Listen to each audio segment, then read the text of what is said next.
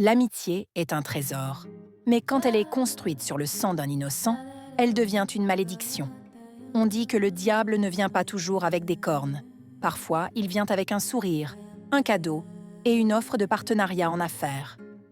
Asseyez-vous, mes gens, et écoutez cette histoire terrifiante. C'est le récit d'une mère à qui on a volé la chair de sa chair pour remplir des comptes en banque. Notre sœur et son mari vivaient modestement jusqu'à ce que le mari retrouve son ami d'enfance. Ils ont lancé un business d'importation ensemble, investissant tout ce qu'ils avaient. Pendant 1 an, rien n'a marché. Le business stagnait. Puis, notre sœur est tombée enceinte après 8 ans d'attente. La joie était immense. Elle a accouché d'un garçon magnifique, souriant, la prunelle de leurs yeux. L'ami du mari était aux anges, offrant même 100 000 francs pour l'enfant. Mais après le baptême, tout a basculé. Le bébé a changé.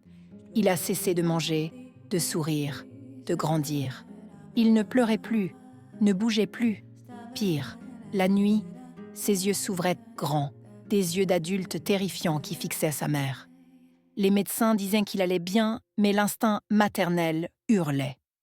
Un jour, chez un pasteur, le bébé a poussé un cri inhumain, une voix d'adulte.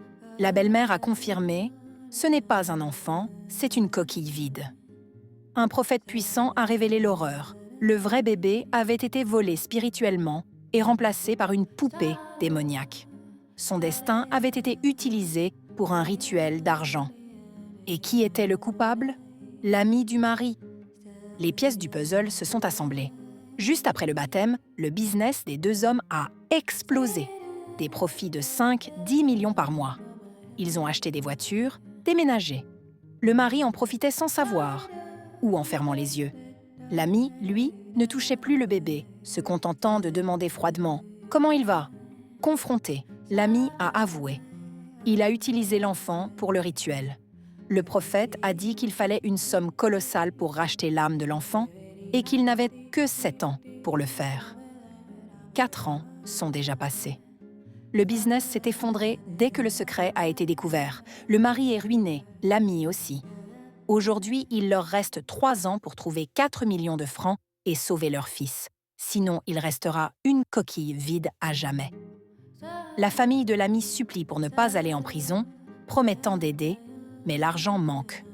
Mes chers abonnés, l'argent du sang crie justice. Dites-nous sincèrement en commentaire, existe-t-il une autre voie que de payer cette rançon spirituelle? Un homme de Dieu peut-il briser ce pacte sans argent? Aidez cette mère, car le temps presse pour son enfant.